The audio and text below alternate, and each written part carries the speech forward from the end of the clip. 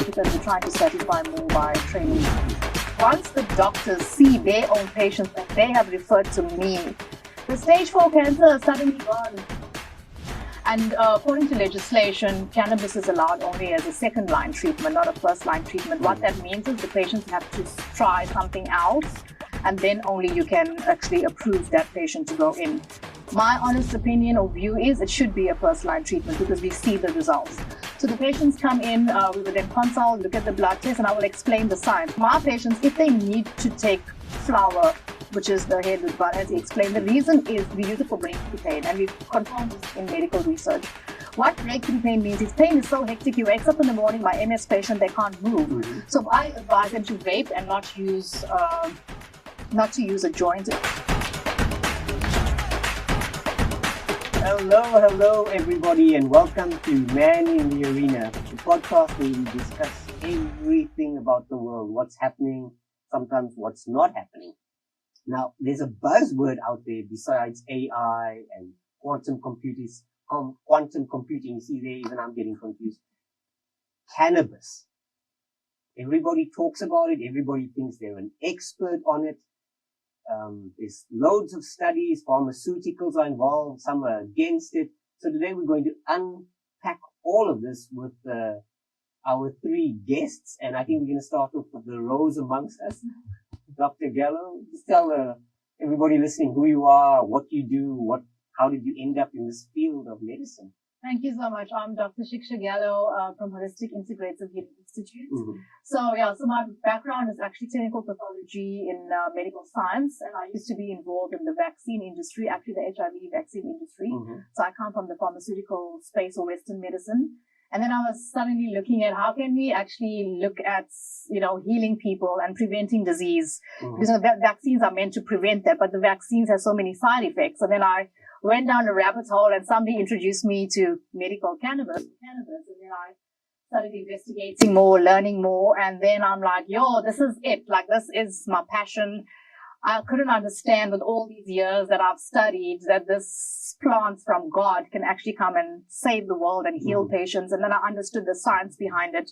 And then I started, since the legislation changed in about 2018, then I got more involved into the industries with governments. I also consult with government as well and help them with legislation. So that is the little bit of how the journey started. And then Wayne, that's your protector, your bodyguard, your other half. Wayne, tell us a little bit about yourself and how are you in this baking cake? So obviously we both got very excited initially. We thought, what's this all about? What's the hype? What's the buzz? Previously we just thought being stoned was for kids, and you smoke and you eat pizza and it tastes nice, and we didn't realize that there was a lot more to it than that. And as Shiksha alluded to, when she jumped down the rabbit hole, we sort of finding out about compounds, and there's like 420 different sort of APIs and what's APIs? Active pharmaceutical ingredients, okay. Various sort of components within the plant, and they work synergistically together.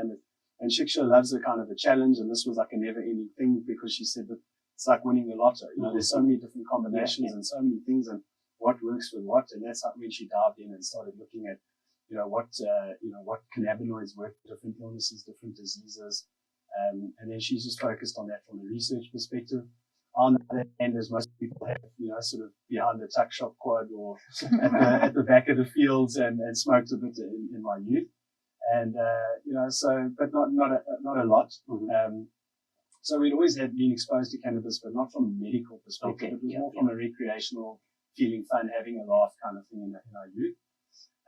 And so I saw the results with patients, and that obviously, which Shiksha would discuss, like the results that she's had and that kind of thing. And then it became very personal, our cannabis journey in 2020, which I don't know if we're going to discuss. Yeah, we'll get into it. We'll get into it. So that sort of pivoted it for me. That was sort of the cement behind everything, because everything was anecdotal, and some people say, yes, this works and whatever. But everybody's always talking about how it can work for them until you are faced with a situation where you're like, this is it. And that cements it for me. So since then I've become a very good advocate for cannabis. When people talk badly about cannabis, I say, hang on, you actually don't know what you're talking about. So yeah, that's pretty much it. And our esteemed guest in the center stage.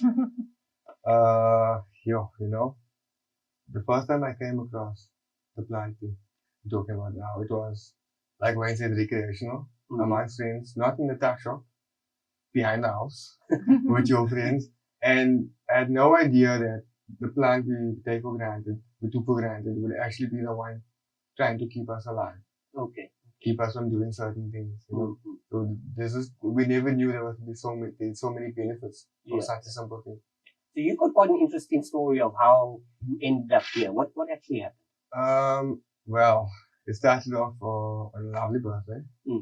And I was walking on the beach when I got attacked by two guys. So basically, after all of that, I was in a hospital, coming out of hospital, obviously on immense medication.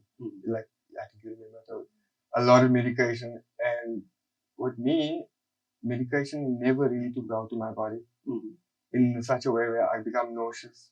I had no appetite in that. So it took me 2 months to decide, I can't do this medication. Upon doctors and family members keep coming there saying, okay, look, you can't now change, now you're on this and you need it. And I couldn't eat for 2 months, I didn't have no appetite. I literally want porridge or something, doing a comfort food which I wasn't even able to eat besides chocolate. I could only eat chocolate and like you could only eat chocolate, that's not a bad thing.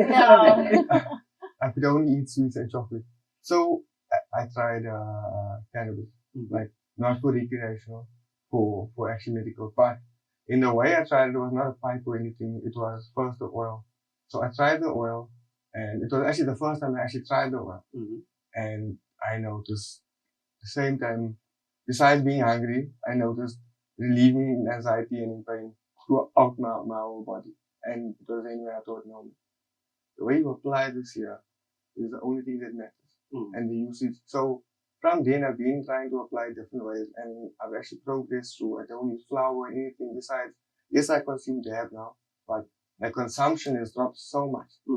And it's, the more you learn about something, the more you understand, okay, this is what you need to do, and this is what you're going to get, this is the results you're going to get.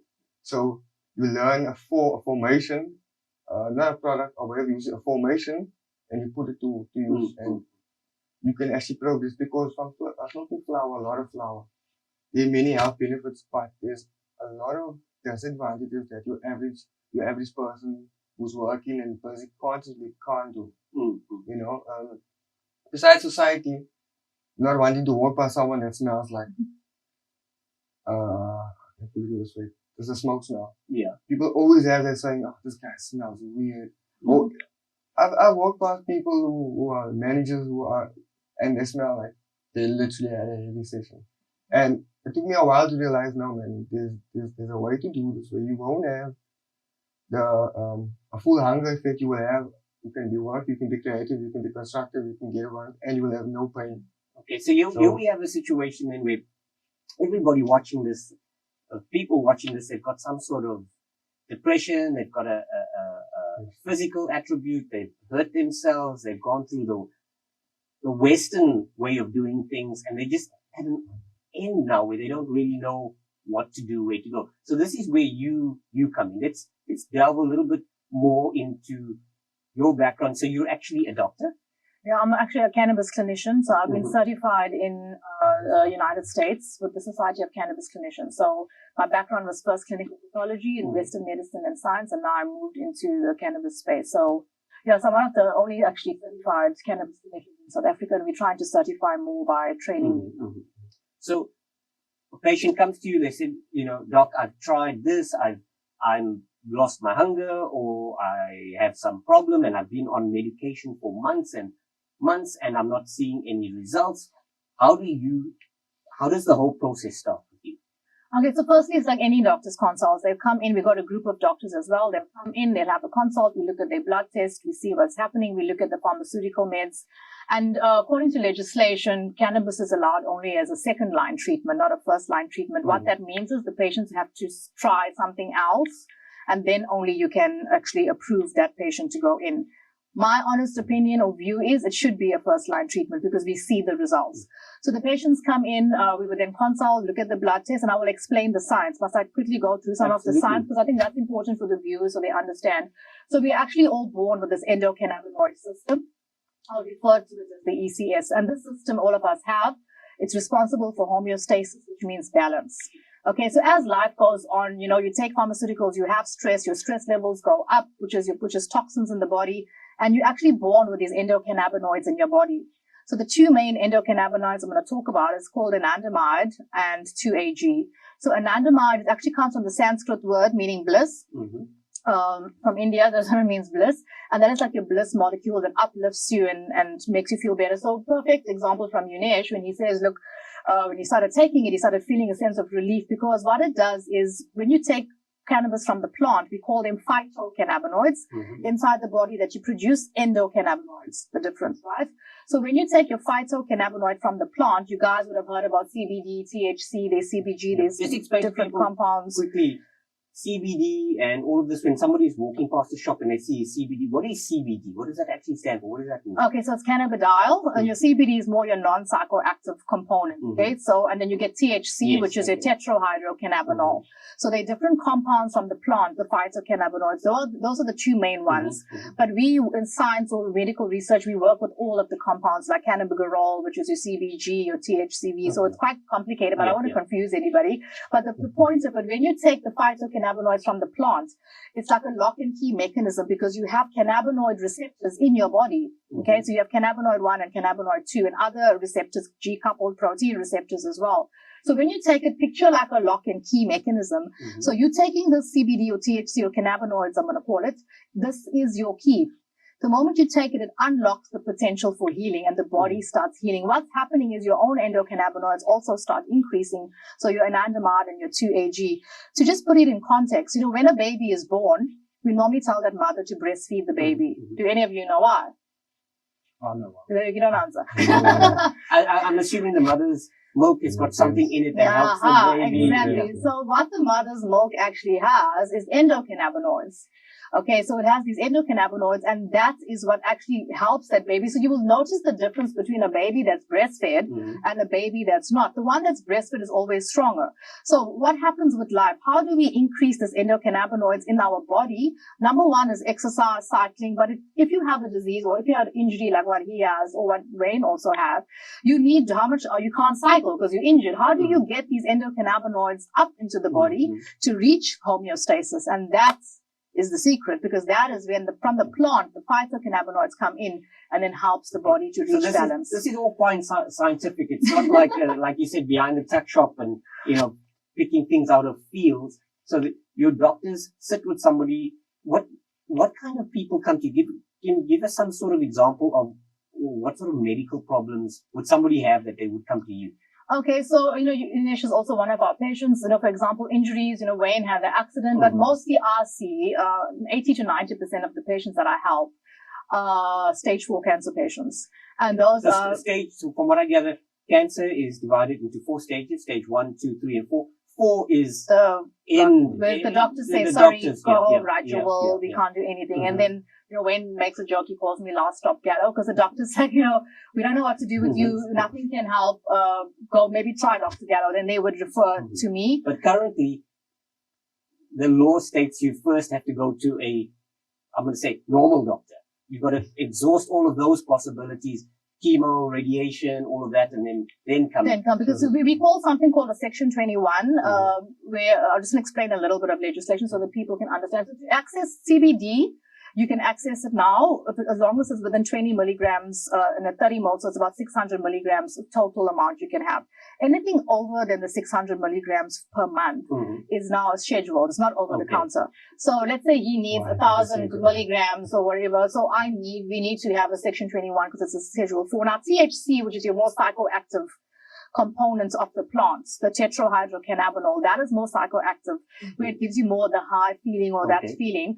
Now that in South Africa is scheduled as a Schedule 6, which means it's equivalent to your morphine and all your hard drugs. Makes sense. So because there is no registered medical cannabis medicine, that's why we did the whole research that he was a part of. we have to apply for a Section 21 permit to get approval Okay. for, let's just use him as an example. To say, okay, he's now, he's tried, he's exhausted, he has side effects from all the morphine or whatever. So we're now putting an application in for SAPRA, which is the South African Health Products Regulatory Authority, to get a Section 21 to approve him to use 20 milligrams THC, for example. Then we have to show, it's a very hectic process because we have to fill in all these forms, put in all the reasoning, why we're doing it, because we have to show that all the other stuff didn't work, which we do. Then SAPRA will say, okay, there's your Section 21 approval. So it's highly Regulated. from your side. So if somebody's got a serious medical problem, obviously there's no chance they're going to go to a dealer somewhere on the beachfront and pick up something like that. It's not going to work. Well, unfortunately, people are doing that because they don't understand where to go. Some people think cannabis is legal. People are opening shops. I mean, you see on Islam, people are opening shops. They're selling THC. They're selling flowers. Illegal. It's actually illegal. It's actually illegal. Because THC is Schedule 6. How can you open a shop and sell THC? Look, they're using club models and trying to get through it, but you can't give patients medical advice.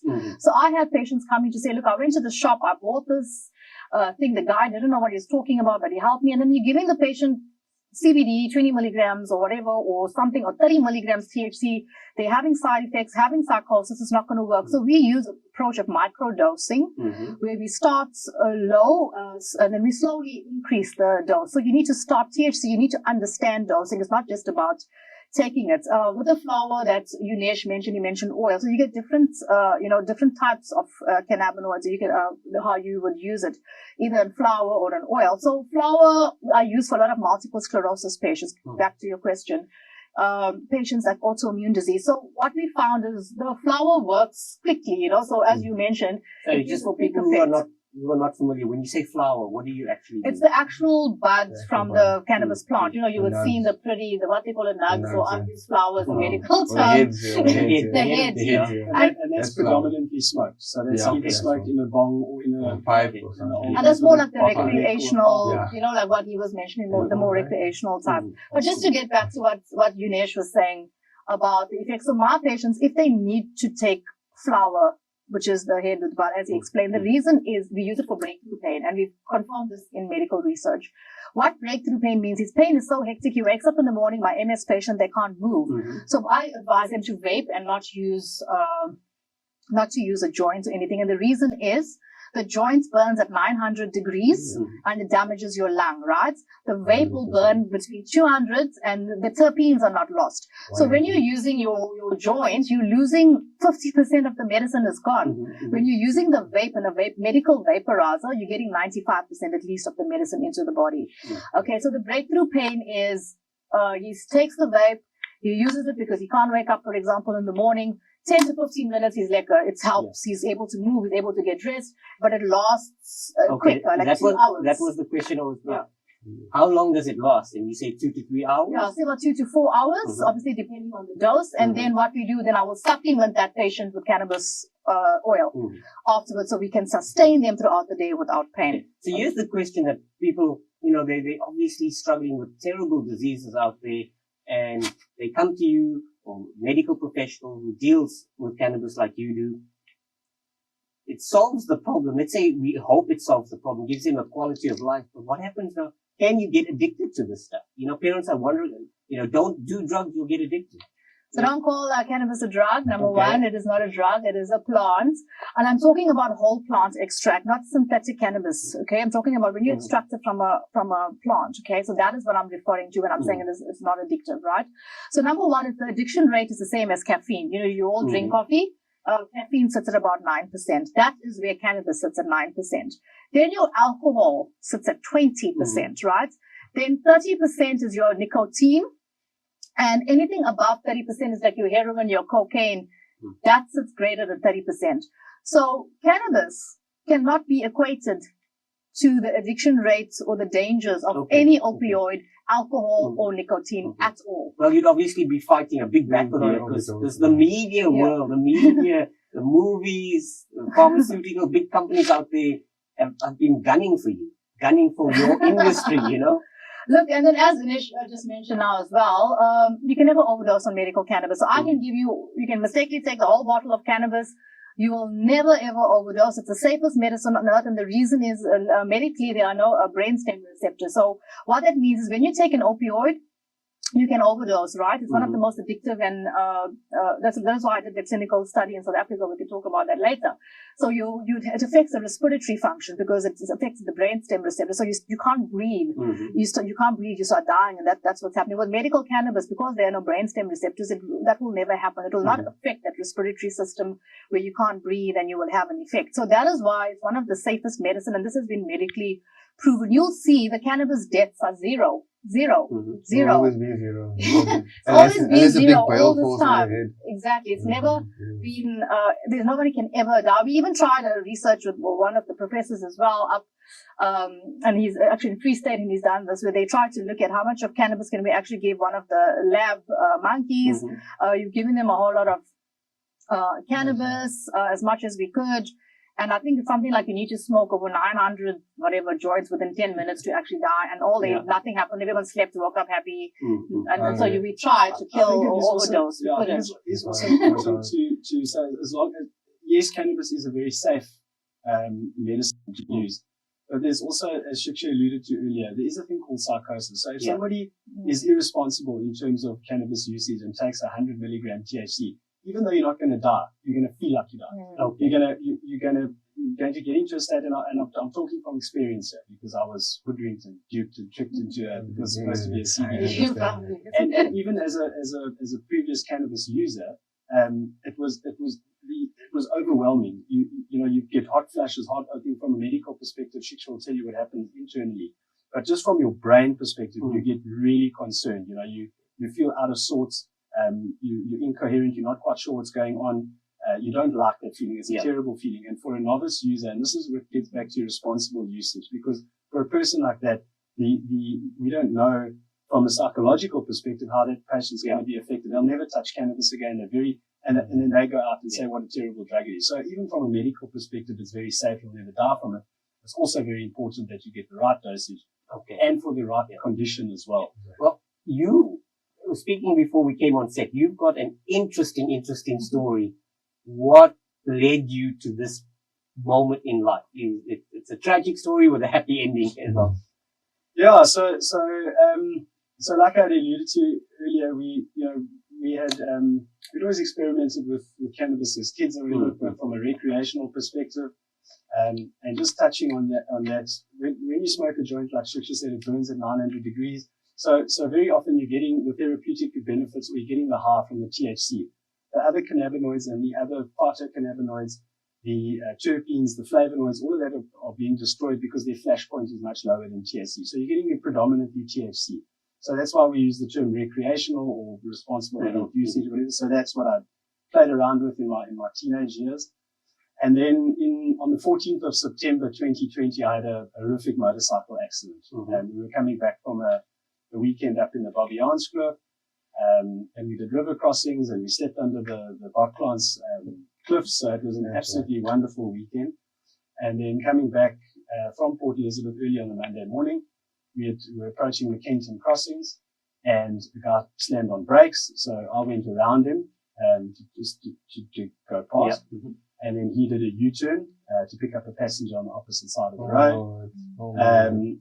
I tried my best to keep going. It wasn't going to happen. So eventually, I thought at that trajectory, I'm going to take my left leg off and Shiksha's leg off.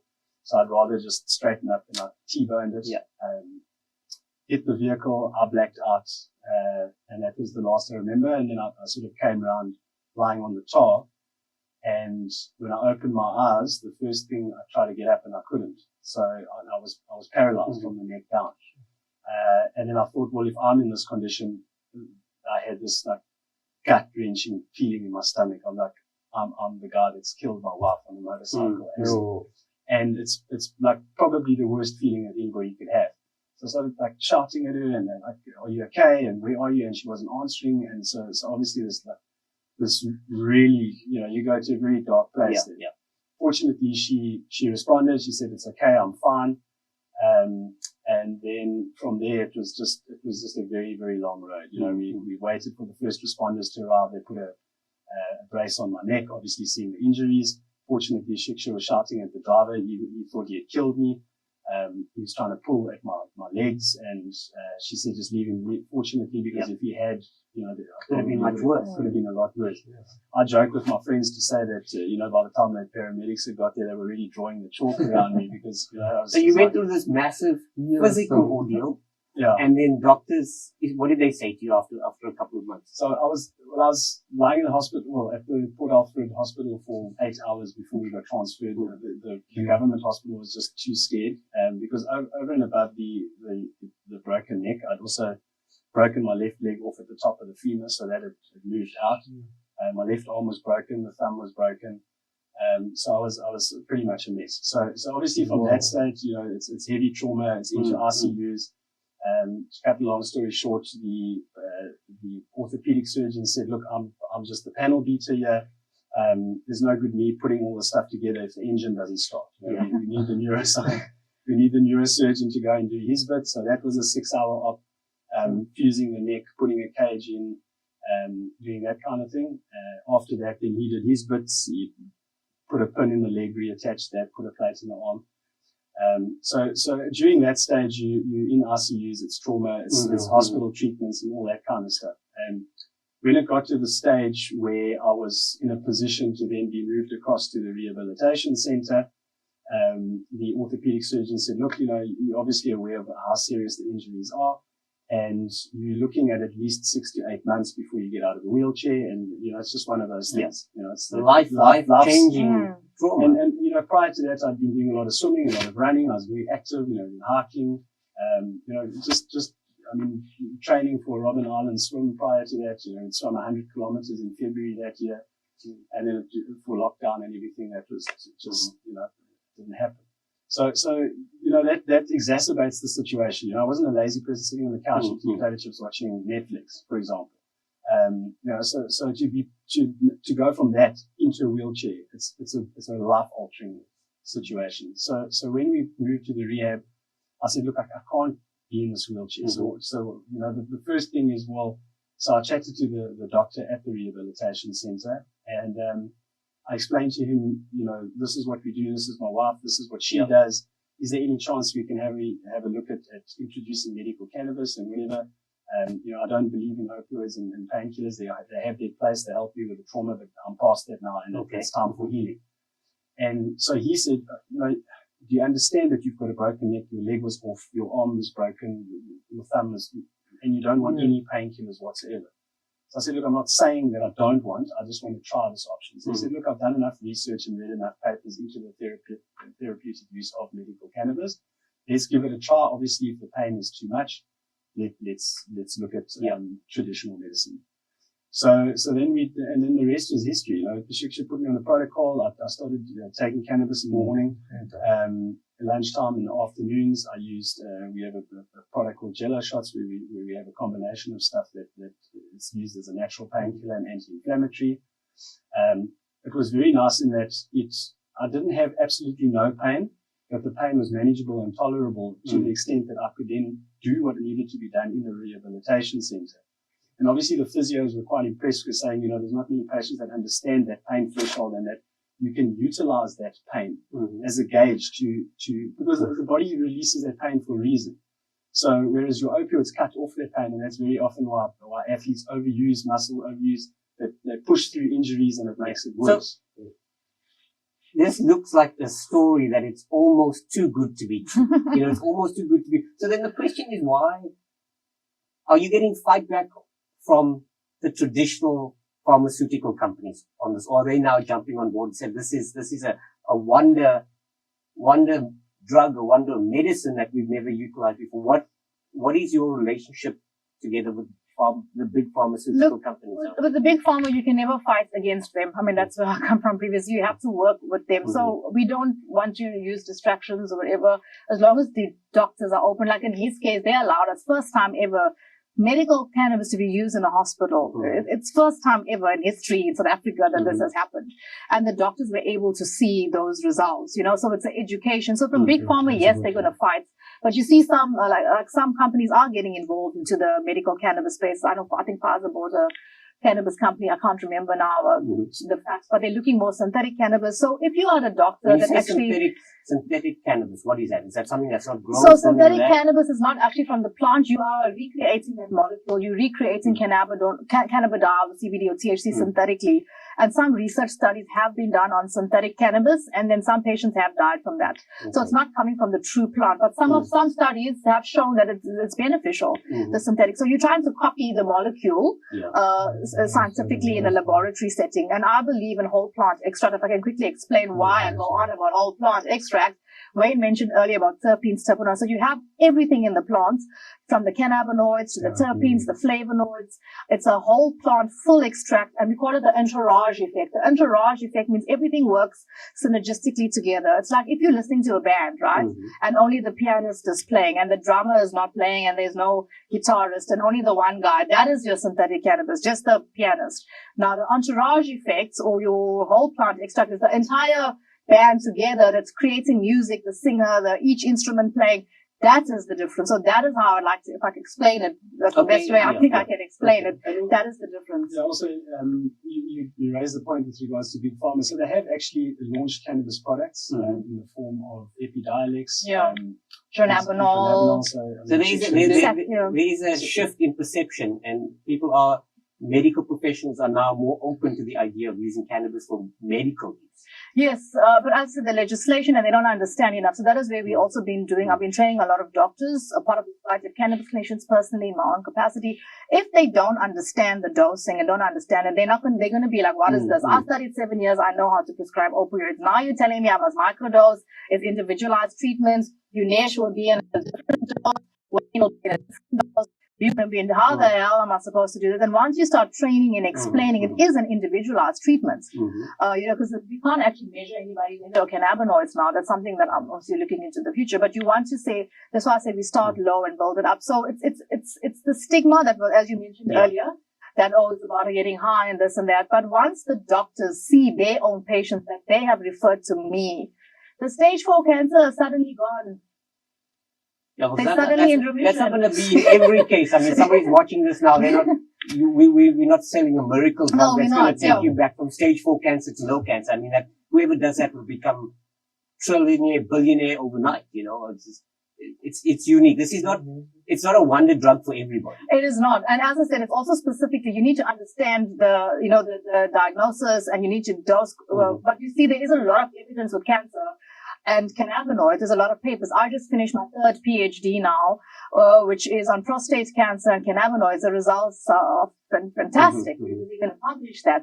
And cancer, it also shows that cannabinoids are able to cause apoptosis, which is cancer cell suicide. So there's a lot of evidence, but you're 100% right. It is not snake oil. It's not going to fix every single disease. I change your diets. I'm a neuroscientist. I will help you with that. I will combine the cannabis as well. And the dose is important. I'm not going to give you high amounts of THC. I'm going to combine it in a correct ratio for your body. But to be very honest, the patients that we see, my thing is giving you quality of life and being able to manage your pain. If I can give you those two things, then my job is actually done to heal you and get healing. So if you've got a medical problem and you've tried other options, one of the last things you want to do is go to a cannabis shop and take something. I wouldn't recommend a cannabis shop because you got a medical problem. You need someone that understands it, like a clinician, doctor, or even a traditional cannabis doctor, also quite clued up. In South Africa, we have traditional doctors. They're also quite clued up because they've been using the plants for years, especially in the Eastern Cape, as in Tango it's called. So they've been using it for a long time. So you need to go to somebody that understands the disease. I will do blood tests. We will check the scans. It's like we're going for a normal doctor's consult. We are prescribing it legally. We're using correct ratios. We're making sure that you're comfortable. We're making sure you can work the entire day. You're not getting high. You are able to work. You're able to function. You're able to sleep. So going to a cannabis shop, they don't understand all of this. They will probably sell you, I don't know what they're selling. They won't even know themselves what they're selling you besides the name of the strain. Yeah, it's more about selling strains. That's all it is now. Yeah, so I wouldn't recommend that. I would recommend going to a clinician or a doctor that understands cannabis, especially if you have a medical condition. It's very important, guys. I see patients injured as well because they're taking stuff. They're totally against cannabis. They're smoking this thing. They're falling down. I had an 80-year-old lady. I keep talking about the case. It's an old case. An 84-year-old lady fell down, broke her hip because she was given cannabis by somebody bought it from the grandson from some shop or wherever they knew with a brown paper bag. Comes to us. We tested it. We found engine oil in it.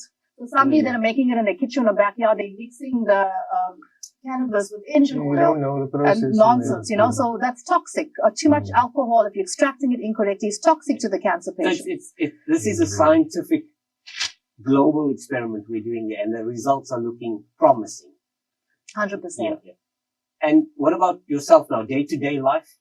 Day-to-day life is much better because, like I said, I've transgressed through flour to dab to an oil.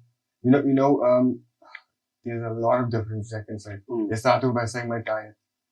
Yes, you can't smoke cannabis also on an empty stomach. You can consume it. It will help you. It will assist you. But alternatively, you have to have something in your stomach. Every person it will attack them differently. You have to have something. So the moment I changed my diet and changed the way I was exercising, I made it work for me. Like you can have your morning, you can call it a wake and bake or your morning dosage of medication, and you can that effectiveness can escape your body within an hour if you don't use it constructively. However, if you use it the right way, you have the right stuff in your body, be it the right water, the right intake, whatever, you can prolong that whole effect for half the day at most. It depends also on your dosage. Dosage is very important. But the main thing is, you know what you're taking. You must know how many percent THC is this year. And then you can microdose 10 pieces and then you will feel the rush, but it will be gone same time. So it's very important to know what you're taking and how you're taking it. The idea here is you're not going to Willy Wonka it and just take whatever you want and grab whatever you want. Or from anywhere, any random shop, because the people at the shop don't know the percentage and the process it was made. As a doctor, I can tell you, this is what you actually need. This is how we need to consume it. Come back to me and tell me. The shops are not going to tell you that. So throughout the years, I have changed, obviously, gold dealers. Wherever you get your product from, I was always after the high grade. Just a quick one. I go to you and you diagnose me and we do all the tests and everything and you give me what are the different ways you can smoke it? You can. Yeah, so we call it vaporizing. Then there's edibles that people can use. You get it in like chocolates or sweets, but we use medical products. We have capsules. We have spray. So the research that he was on, it was flour, that was vaporizing, and then also the spray as well as the oil. So I've got the stuff now. Yeah. So you take it under the tongue. I've got the stuff in my car and I'm driving somewhere and the cops pull me over. Am I going to jail? No, you wouldn't, because you will have your approval letter. Like, for example, Yunesh was part of the study. If he was traveling and he needed documentation, we were able to provide him to say, this is the ethics number, this is the study, this patient is now part of this research study, he's allowed to carry, this is his dosage. And then if you have the Section 21 letter, it will tell you what the dosage is. This is the patient's name, here is the approval. We even can write scripts for the patient to say, this is a lot of patients traveling, and I make sure that the country they're traveling is legal. Because if a patient is taking cannabis from this country and going to an illegal country, I tell them you can't take it, even though you got a script, you got everything, because that country is illegal. There are certain countries that won't allow it, yes, even if it's for medical purpose. Singapore, for example, a lot of countries won't allow it. Okay. Singapore, you could you can end up with a death penalty. And delivery methods, also topical application for sleep. Yeah, so we also use, for even pain, arthritis, I had patients, we just give them a balm, and I had a patient sitting there and she had hectic arthritis. Finger was like this. I said, just rub this balm while you're sitting, because my consults are long, about an hour. It's not a quick 10 minutes, you're in and out like normal doctors. You come there. At the end of the consult, the finger was straight. She's like, oh my God, my finger was straight. So the topical, as Wayne mentioned, also works well, because your skin is the largest organ. It absorbs. Yeah. Wayne, what about yourself? You've been through this horrific motorcycle accident. Here you are sitting on the podcast talking, and even your shirt says you like no accident. So yeah, like I said earlier, you go through the ringer, and like I said, the doctor said 8 months in a wheelchair, and I walked out on crutches out of the rehab in 30 days. It was a lot of factors. I'm not saying it was just medical cannabis. That I would say was the majority part of it. There's no doubt about it. The doctors also said that they don't want, a lot of the time the patients leave rehab hooked on opioids because they can't function. That's the big thing that everybody's watching, thinking, okay, maybe I can try this. I've had I've had some terrible disease. I'm not coming right. It's the word addiction. That's what you see on all the big programs, on all the Netflix series, on CNN. Addiction. You know.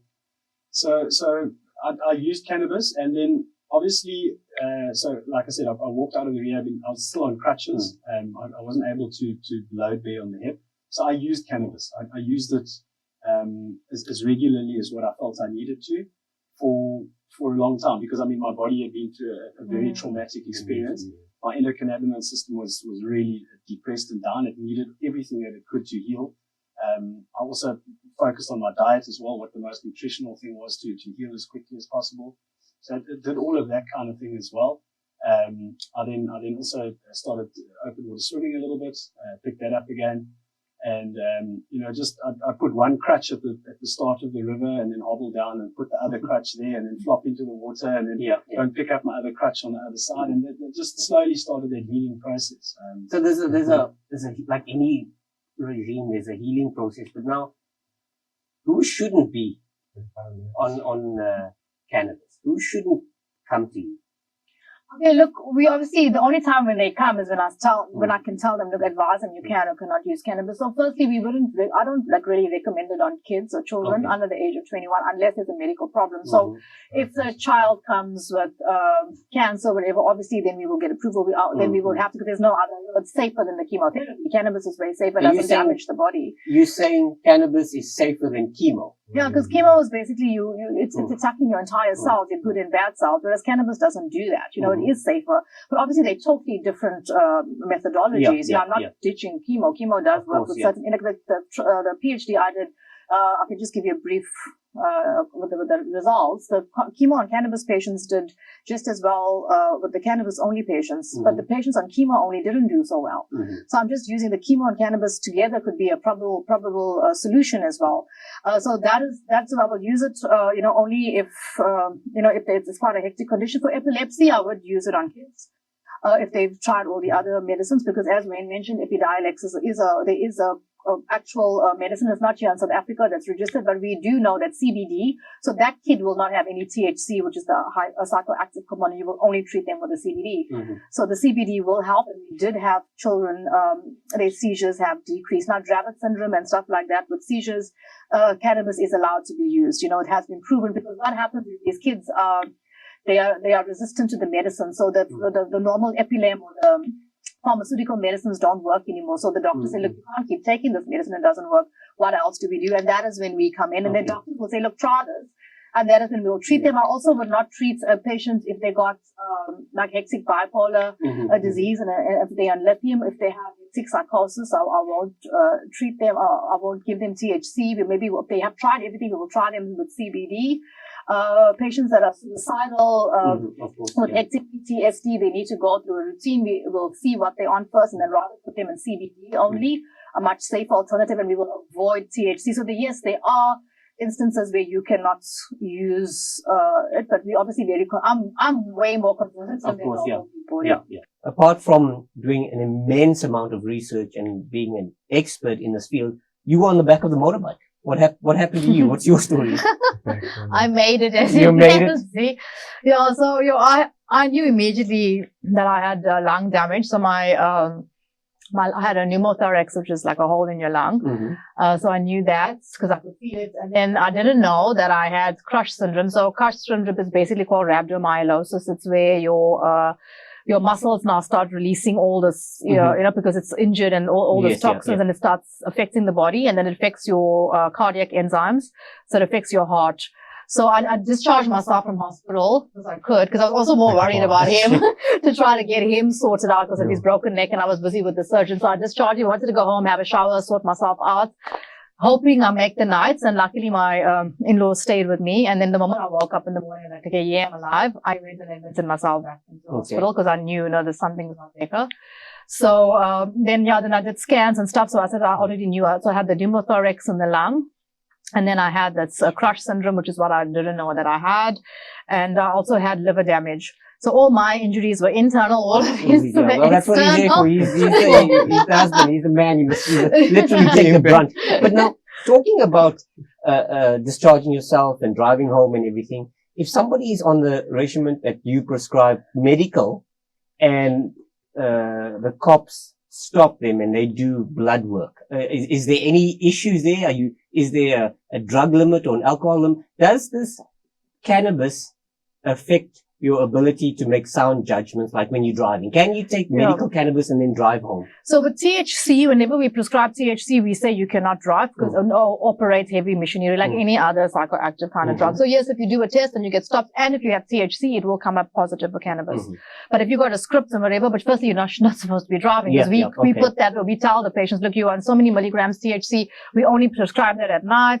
And we just advise. So you see all over the legislation, all over the world, any doses are high THC doses. They don't recommend driving or high, operating. I think it would be illegal. Yeah, I think it's also very important that if somebody is considering using medical cannabis for whatever condition, that they also check with the employer what are the terms and conditions of the of the employment contract. What is their policy around drug usage, not just cannabis in particular, but all of that. Some companies are open if you got a script and whatever, and you approach them and you say, look, this is the story, this is the thing, and I'm doing it properly. Others, the minute is that stigma attached, and it's like you're just losing a cop out to try and, use cannabis for whatever reason. So we do advise the patient, but I didn't drive myself. Oh my God, my brother not to drive. Not on a motorbike. Not on a motorbike anymore. And then so basically I then got admitted back into hospital. I had all these injuries, and then I didn't want to take any pharmaceuticals. So luckily the doc, again, first time ever in a private hospital, I told the doctor, look, this is what I do. I don't want to take any pharmaceuticals. He goes, so what happens with this rhabdomyolysis or this crush syndrome? Within 24 hours, you can die. Your CK levels can come up. It's life threatening. So he's like, oh my God, now I'm not taking this responsibility. Just give me time to see if my CK, which is your creatine kinase, and my CK-MB, if my results decrease. So he allowed me to treat myself. I'm giving you 24 hours, and if I don't see improvement, then I'm like, okay, deal. So then I started treating myself, got my staff to bring all my stuff, did myself on protocol. And then within 24 hours, my results started dropping. And then he started seeing I was better. And then so the whole stay in hospital, I was in hospital for over 7 days, I think. I didn't use any of the pharmaceutical meds in hospital. In the pharmacy, she has her own meds. It's surprising you talk about hospitals and meds. What happens if a woman is giving birth and she doesn't want that epidural? We always see it in the movies. Can cannabis take that pain away? Look, we don't recommend it on pregnant women. Okay. Although it's found, that's just the way everything is, and it's a new industry. She's giving birth, she's not theoretically pregnant anymore. That's his research, and I'm also working with the anesthesiologists. Actually, two of them will be looking to look at something. Those days, I don't know if you know, they used to red wine and cannabis, to give birth. No, really. That's what they used to use. So from my perspective of what we've been taught from the, pharmaceutical or medical industry and cannabis, we wouldn't recommend it. But look, for pain and stuff, it works, but there's still a lot of research to show safety, with things like that. So. And you touched on now, with operations and the anesthetist. Tell us a little bit about that research. No, we're still just starting it. We're looking to see if we can have like a cannabis type drip anesthetic, something that could work more, intravenously and stuff like that. Obviously, there's a lot of science, so I think we're far away. This comes from patients overdosing on FICO, which is full extract cannabis oil, and just like being knocked out for like 2-3 days and coming out. So there's obviously something there. So obviously you can get them into that state where they're a little bit more comatose, relaxed. And so we haven't started anything. We've just been talking, and we're trying to get some global, look, we need money and funding also. So it's a big thing. And you have to test it on patients, on animals first. There's a whole way to test inside too and all of that. So, so that was my story. And I basically got discharged, and so my lung healed, my liver healed, and I didn't die from crush syndrome. And I continued treating myself afterwards because, with the lung injury, you suffer. It's a lot of pain. So I didn't take not one pharmaceutical every single day in that hospital. And then what happens if you prescribe something to me and tomorrow I'm flying up to Joburg? Can you fly? Are you not getting high literally? Does it affect, how does it affect altitude if you want to go scuba diving? Have you any research done in that? No, I don't see much research done in it, but it shouldn't really, because you should just be more in a relaxed state. You know what I'm saying? It shouldn't affect, because we're working with the endocannabinoid system and everything being in a level, bringing it back to homeostasis. So look, international flights where it's allowed, we've used our cannabis spray oils, and it just makes you, it's like a second sleeping pill, but you're just more happy and relaxed. You enjoy the movies on the plane better. I've used cannabis and scooted out the next day with no issues. I'd be more concerned about a guy having a bender the night before and drinking a couple of bottles of brand new whiskey and then going scuba diving there. So you do more harm to yourself that way than. Well, talking about harm, I mean, the whole world went through this great COVID story. How does medical cannabis and COVID intertwine, if anything? So there was some research that we were going to do, and obviously funding was an issue with CSIR, where we were looking at, specific cannabinoids for SARS-CoV-2. There were studies already done in cell lines where they injected COVID's positive cell lines, in a lab with cannabinoids, and it didn't spike the whole cytokine storm and all of that. So the results were really, really good. So from my perspective, from the patients that I've treated, as I said, all my patients are immunocompromised. They either got autoimmune disease or cancer, and not one of my patients died, and not one of my patients were hospitalized. So I didn't only use medical cannabis. I use something called Mshlonyana in Xhosa in Eastern Cape. It's called Artemisia annua, which is also a natural plant-based tea and medicine. So I combined that with medical cannabis and some other Ayurvedic meds, and we really, really had good results. So what we also found later on for long COVID, cannabis has definitely helped. So CBD is an anti-inflammatory, right? It's an anti-inflammatory, and THC more your anti-analgesic. So what we found, the combination of the two, and THC being a bronchodilator, it never really affected the lungs. The patients didn't have that hectic cough, and they were able to breathe more. So that is if you look at how the compounds or the APIs we mentioned earlier work, that is where the synergy we found. There's a lot of published studies, if you look at, that shows the positive with COVID patients being treated with cannabinoids. So there's definitely there, and my patients alone is testament to themselves. Yet some of their partners, they were not cannabis users, got really sick and got admitted into hospital, and then we had to put them on a protocol. So definitely there is definitely something that you'll see now. There's much more research being conducted, and the cell line study proved it as well, to show, look, injecting it into this. And there's different, obviously cannabinoids and different types of COVID and different types of now strains and stuff coming out. So you need to test it on each of the COVID, from your Delta to this. It's positive. It looks like there's some movement in that area. Definitely. Now, talk to me about, you are on this regime, you're getting better. Do you have to go to doc every time to get something like this? Can you go to a pharmacy? Do they supply it? Did you give them the script? How do you get it once you've been authorized to get it and work on a certain program? You would alternatively go straight back to where you won't go anywhere else. Go back to doctor. But like I said now, previously, I have changed and so there's only one place to get to get good quality stuff. So you make that decision to just go one place. You can't be changing around. So for me, I'd have to go back there. And then I think it's important, just as Yunesh mentioned, for patient access, you want the paperwork if you're traveling. You want to have the medical access. He's also looked at before, as he mentioned, he's a cannabis user. He's compared our medical grades medicine to, the recreational stuff he was getting from shops or dealers. I mean, he saw the difference as a patient.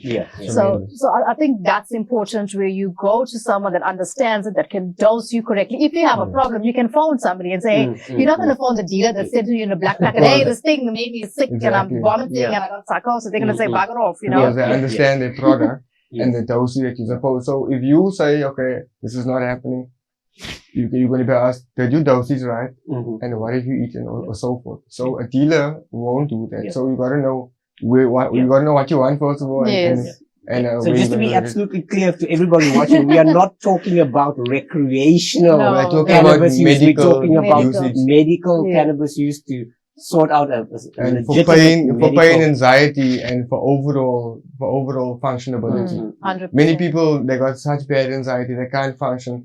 Their go-to medication is a joint. So, okay, you're smoking that joint. You are fine. 2 hours later, that same joint that helped you survive is now putting you on a downer now. Believe it or not, most stoners, so they won't admit it, but that there's a downer from whatever you smoke. So usage and quantity is the main thing. And then the dose is important. I actually had somebody that was a cannabis user, a patient of mine also. obviously, the legislation allows you to grow your cannabis yourself, so you can grow it. And she was growing, and you can grow it for yourself, but for you can't sell. You can't sell for your own consumption. Your own consumption. So she was making her own stuff, and then she phoned me with this hectic psychosis. She was going like crazy, and she's like, "Doc, I need your help, and I'm totally against cannabis." I said, "You can't be against cannabis." I said, "What milligrams?" I don't know what milligrams. I don't know this. So that's the first problem. Yes, you're growing it, and you think you know everything about it, and I'm not an expert. I'm still learning. Every day I learn something I didn't know the other day. So I'm still learning about cannabinoids and cannabis. There's so much to learn. So my point with this lady is we obviously put her on a protocol. And the protocol, I needed to detox the cannabis out of her body. I needed to start all from scratch. How do you detox cannabis out of your body? We've got detox protocols that we run. We also use activated charcoal, stuff like that. So we run a detox because she had too much of THC in her body. So she was losing her mind. She didn't know what she was doing. But if you don't do anything, it'll subside after a couple of days. Yeah, you can sleep it off, cold shower, orange juice, CBDs, the antidotes, but not to the extent that she was taking it. And, because she thought she knew what she was doing, she was playing, and then, so then she was totally, immediate relief because she needed urgent help, and the doctors. What was she suffering with? It was like a psychosis. The psychosis, for people who don't know, is when you're losing your mind. Yeah, you don't know what's going on, and there's too much. So she needed immediate help, and then she was admitted into a psychiatric ward. Listen to what they put on the psychiatric ward. Firstly, they say cannabis caused the whole stuff. Yes, it was, but it wasn't medical cannabis. So again, now the doctors phone and say, look, cannabis is bad. There's an example of a patient. So it's important that we're trying to make people aware and educate and show the benefits. But now something like this, the psychiatrist would say, I'm not going to use cannabis. There's a patient sitting in the psychiatric ward losing her mind. Exactly, because they don't know the dose they're overdosing. So we were in contact with the doctors. We explained, we put them, sorted the patient out, took all the THC out, and none of the natural medicine. So she was on a whole lot of psychiatric drugs, which also made her lose her mind. We had to get her off all of that, and we just started her back on Ayurvedic meds and CBD, and now she's 100% fine. Okay. So I just wanted to use that example. We may be allowed to grow and whatever. Just be careful with what you're doing. Obviously, it's not everyone's body accepts the THC as per se. THC is hectic. It's permissible to mix it 80-20, or we have to have the CBD. You need the CBD is your actual healing process. Yes. You go around East London and most cities now, you see these cannabis shops. THC only. You want to stay away from them. Obviously, from a medical point of view, you don't go there. What you want to do recreationally, that's your problem. But we can't, literally and figuratively, we can't mix the two because you're giving you guys a bad doctor. I wouldn't go to the spa for my chronic meds. You put it to that way, you go get Panado there. So I think it's important, as you said, to define that thing from a medical perspective. If you're looking for therapeutic use of cannabis, go to a cannabis clinician, a person that's certified, somebody that knows what they're doing. Okay. Recreational use, that's another discussion altogether another day, because. So where are we now in South Africa with regard to medical cannabis? Because we read so often, especially here in the Eastern Cape, they want to open a university. We've got the greatest places to grow it, the Transkei Gold. Is the government taking this seriously? Are we moving in the right direction here? Yeah, no, definitely. As I mentioned, there was a Pakisa run, which is with this presidency. As I said, I was in Germany actually that time. So my colleagues told me about it, where they were invited players in the industry to see how can we move this forward, because we want to make South Africa the cannabis hub. It should be. If you look at Pondo Land, the Eastern Cape, they've been growing cannabis illegally. It was the third largest illegal grower in the world, And those people are so knowledgeable. The traditional doctors, they are really knowledgeable. So they want to open it up to allow traditional doctors to be able to also be involved, because they've been prescribing this to their patients, not prescribing, but, according to their way, the way the legislation is set up for traditional medicine, giving it to their patients for years with good results. So the government is definitely serious. We attended almost every government session with the ECRDA, which is Eastern Cape Rural Development Agency. Dr. Sunshine Blow is part of it. We've been working with them. We've been working with the government, with the presidency. We've been working with ECDC. So there is definitely that way to move forward, but with the medical side, you can access us in medical cannabis through a doctor with the Section 21. That is already happening. So we've been chatting a long time, and obviously people who've been watching this, they can gather, what you're talking about. Your research, tell us a little bit about that. It seems to have taken you all over the world and all sorts of things. Yeah, so the research where we just completed it last year, September, and as I said, Yunesh was one of the research participants and Wayne was also one of the research participants. So we were looking at how can we replace opioids with medical cannabis in South Africa for chronic pain. So we had over 400 patients that were applied for the study, and we had a final sample size of about 302. So that research is looking at, can we wean those patients off opioids? Because firstly, they reach tolerance, it doesn't work. They take more and more, they get addicted, and it leads to overdose death. Just explain to me, what is opioid? Is the name of the yeah, so opioid is like, comes from the poppy plant, for example, your morphine, tramadol, maprodol, all of that comes from the opioid family. So you can actually get addicted to that sort of It's the most addictive drug. It's the number one cause of deaths in the US, is addiction of fentanyl, codeine, Oxycontin, all watch Painkiller on Netflix. Is this what you get in cough syrup? Yes. So you can get addicted to cough syrup. Yeah. Dangerous. And kids now be buying this and overdosing. Lean. What do you call it? Lean. Lean. Oh, is it? Yeah, we want to stay away from that. We want those little anadols, whatever they are, those little yellow. Adcodols. Adcodols. So I had to wean a lot of patients off. So what we had a group of doctors, and we were weaning the patients off the opioids, no matter what it was, Adcodol, morphine, tramadol, depending, codeine, getting them onto medical cannabis, seeing will the medical cannabis actually help with the chronic pain. And we had 82% patients that we were able to completely get off opioids, which I think is a great result. They had quality of life, as you mentioned, with anxiety, stress was the number one. We saw patients compared to opioids, medical cannabis patients, much better with regard to anxiety and stress. The other thing was sleep. A lot of patients that take opioids and stuff, they don't sleep when they reach tolerance. They got a lot of anxiety. They don't sleep. And the insomnia with the medical cannabis, the patients were able to sleep beautifully compared to the patients with opioids. So those were the main things. We're still publishing. It will be out in a peer-reviewed journal this year. We're busy collating the stats with a statistician up in the UK. So it's a global partnership. Also working with professors in South Africa and globally, so that will be published. So that is exciting for South Africa because it is the first study. We will have results we can show within the South Africa. And I think it's also important to point out with that because a lot of the other countries are, South Africa is quite progressive in that regard. So Shiksha wrote the protocol, approached pharma ethics. It was registered with pharma ethics with the Medical Research Council, Department of Health. Although it took a long time, they were very proactive in that respect. So we need to pay dues. Okay. Well, the rest of the world is very, very interested in what those studies is because they're not able to do that. Here's a good story coming out of South Africa for once. No, I think it's good. I think the government is really trying. I see the efforts. I'm invited to those meetings. We in the Pakisa stuff. They're always engaging to see. There is a draft now. There is a draft bill out looking at how we can change it. Everyone has to comment for it. Look, listen, the THC issue, Schedule 6, I don't think they will probably move it from there until more things happen. But, I think it should be brought down. I don't think it should be sitting as a Schedule 6, honestly. It's not, as addictive and hectic as opioids. As I said, its response, I think it should be brought down. Okay. I think CBD should be allowed to be sold over the counter and CBD shouldn't be scheduled at all. So we put all our information through what we suggest. We also suggest that traditional doctors should be allowed to be involved in the cannabis with their patients.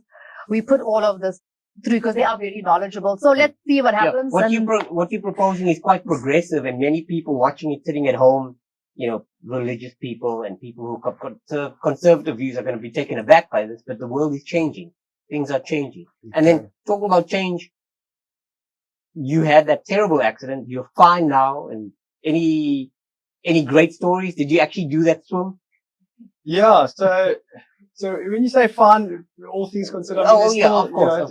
Given that he's alive, the injuries were severe, so I mean, I do experience pain from time to time, but it's also a good reminder. Every now and again, I'll have a little bit of pain in my legs or whatever. I'm just grateful that I've got legs. So it's just a reminder in that respect. I do have some issues from time to time, but if you look at a sliding scale of what could have happened to where I was, the doctors said I'm a walking miracle. And yes, I did do this swim. So you did this swim, eh? It was a long, hard slog, a lot of training, a lot of stuff. But I also did it. It was very different to the first time I trained for it, and I could never understand why I was stopped from that swim. Call it the universe or whatever it was pre-COVID.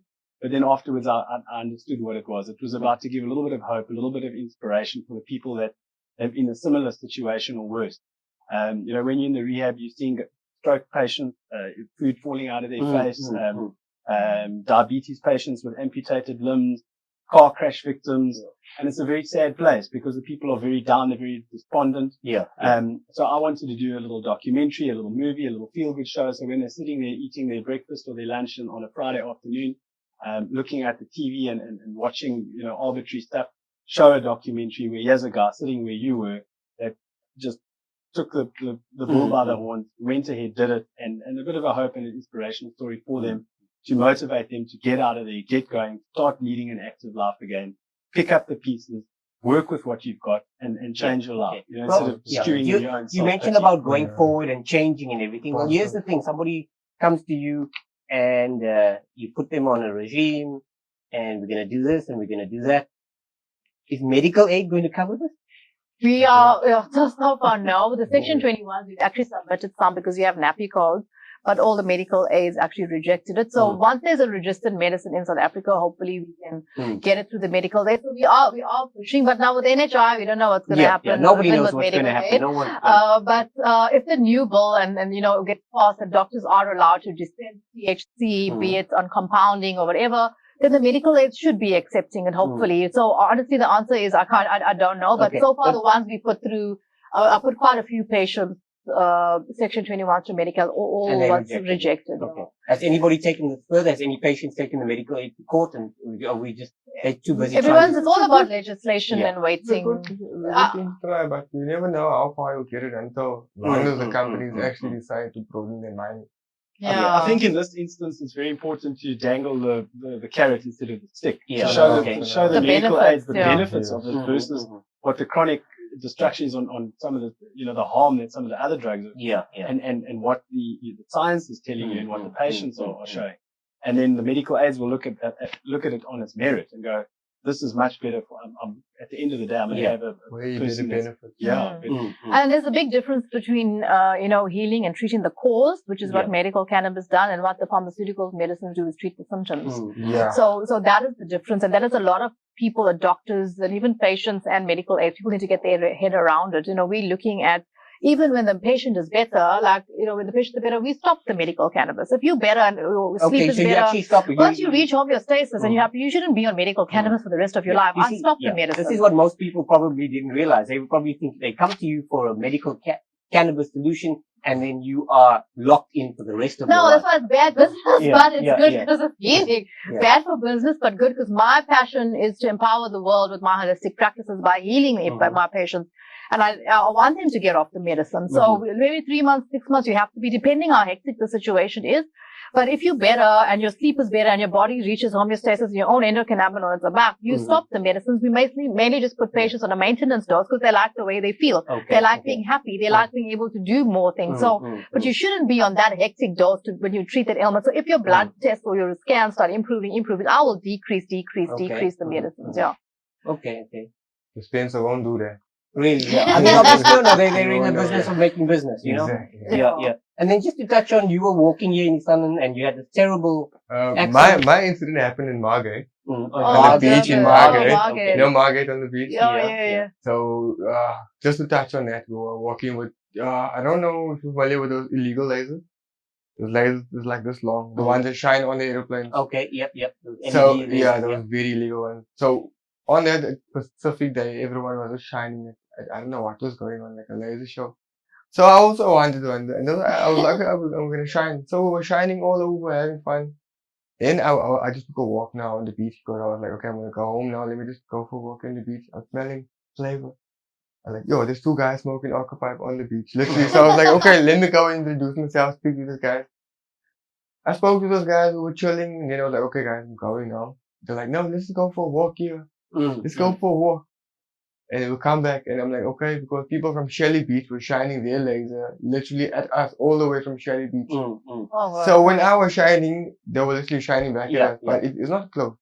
It's far. It's so far. Like really far. So he got us to walk. So we walked and then from behind, these 2 big guys came in and just grabbed me.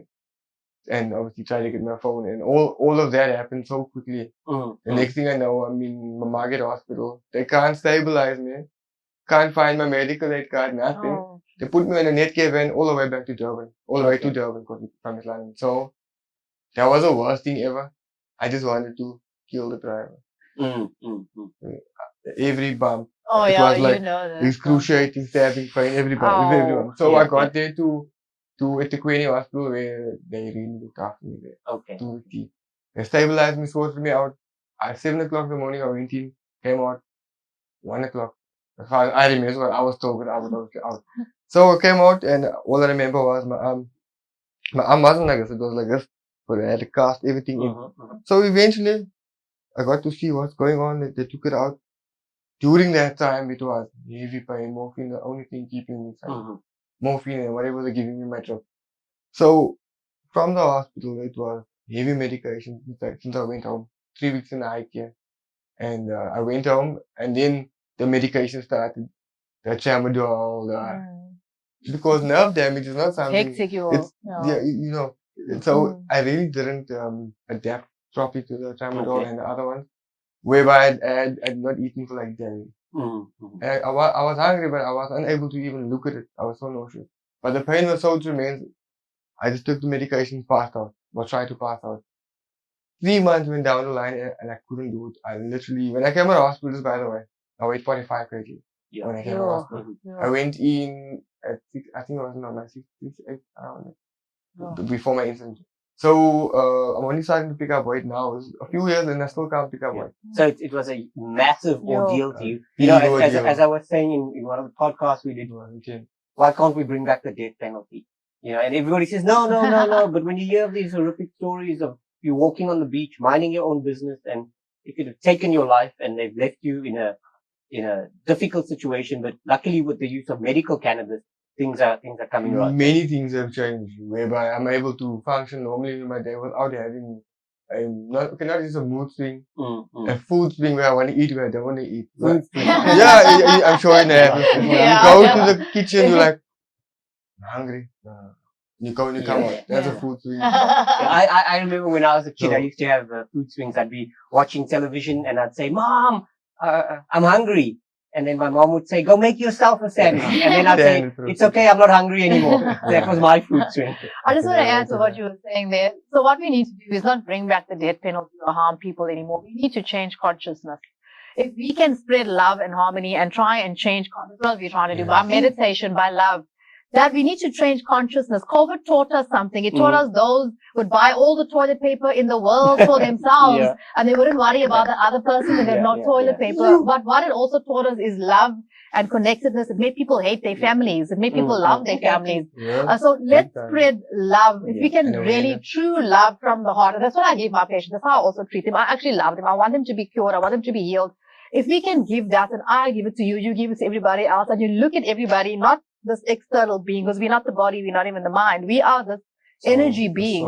And if you can look at people like that and give them that love, even the people that attacked you and did whatever, even that guy, he came to the hospital, his aunt, he wanted to kill himself, by the way, the guy that he was finished. He was like finished. And I like pulled the aunt him and I said, I forgive him and I'm sending him love and I love you. She looks at me like I'm crazy. She's like, you love me? And she just came and hugged me and she burst out crying. I'm like, yes, I love you guys. Like, she's like, you don't know me from soap. Well, this is the nice thing about living in a free world, in a democracy. We can have disagreements because I do disagree with you. But you know, all the teachings out there always say, you know, treat others as the one they do treat you. As the one that you should be treated. I disagree with that. I say treat others the way they deserve to be treated. I think we need to give you some medical cannabis, then you'll feel love. Wayne, last shebang. What do you have to say to everybody? Just on the medical cannabis topic, or just in life in just general? Just in life. I mean, this is about man in the arena, the woman in the arena. Life is short. Take the risk. What do you have to say? Yeah, I just think, you know, don't wait until you break your neck in a motorcycle accident. Don't wait until you know, something tragic happens in your life. You know, live each day as though it was your last day. Every breath that you take, everything, just be grateful. Every morning I have a gratitude journal. I write down 5 things. Just, if you open your eyes, be grateful. 300,000 people in the world didn't do that. So start there. Just practice gratitude. Practice, and you'll find that your whole sort of energy, your whole momentum kind of shifts. If you start your day with gratitude, that sort of carries through. Even if you have a bad day, it doesn't matter, you know, because when an incident like that happens, it puts everything in perspective. Suddenly the small little stuff doesn't matter in life anymore. So my takeaway is don't let something like that series. Just live each moment and be grateful for what you have. Mm-hmm. So, I mean, you've got a lot to be thankful for. Yeah. No, I agree. I give thanks every morning for waking up. Many people don't wake up. I give thanks for the medical cannabis. Really? For broadening my mind. And just so what Shiksha was saying, we need to spread love and awareness. Yeah. Most people are not understanding what the next person is going through. So we can't go ahead and just judge everyone. Absolutely. It's easy to judge someone the next every year they committed suicide. There's so many people going through the most. True. I can say, yeah, share joy, but share love first, you know. Yeah. I just want everyone to educate themselves on the flower so they know it's not a drug. It's actual medication. Absolutely. We're all about the medical use of cannabis. Yes. Your takeaway from all of this? So from our side, so the medical cannabis, look, it works. It's not going to fix every single condition. Go to a practitioner if you have a medical condition. Be open-minded. While take on doctors, please be more open-minded as well. You know, we're there to heal the patients, to help the people. Education and training is key. As patients, educate yourself as well on the stuff. Read articles. Go to reputable people, and cannabis does work. If you have the correct doses and all of that. So, and I would, still stay with I'm grateful that I found my passion in life after 3 masters and 3 PhDs all over the show. I'm very grateful that I found my passion. I wouldn't do anything else. Besides plant-based medicine right now. That is my passion. I'm excited about the research, the science, and I'm really grateful for that. Yeah. Well, there you go, folks. We always talk about the man in the arena. The idea is you want to die on the battlefield of life on your knees, as opposed to standing on the outside, standing up. You want to get involved. You want to do research. You want to speak to interesting people. You want to find out how we can make the world a better place. And maybe you're suffering through pain and something's gone wrong. You can look at medical cannabis, and then we take it from there. Guys, let's go out there and fix the world. We'll see you next time. Thank you so much.